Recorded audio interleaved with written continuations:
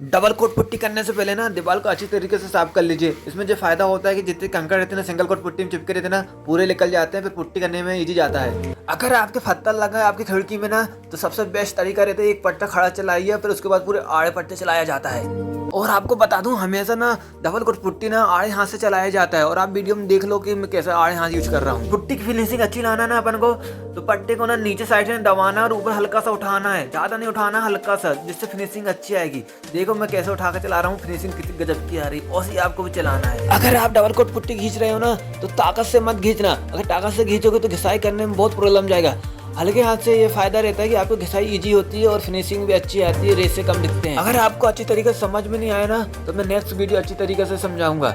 आज ना टाइल्स वाले काम कर रहे हैं ना, बहुत परेशान कर रहे हैं, बहुत हल्ला कर रहे हैं, मेरे कान हिल गए हैं, इसलिए मैंने ऊपर से डबिंग कर रहा हूँ। कल है ना नेक्स्ट वीडियो में अच्छी तरीके से समझा दूंगा मैं।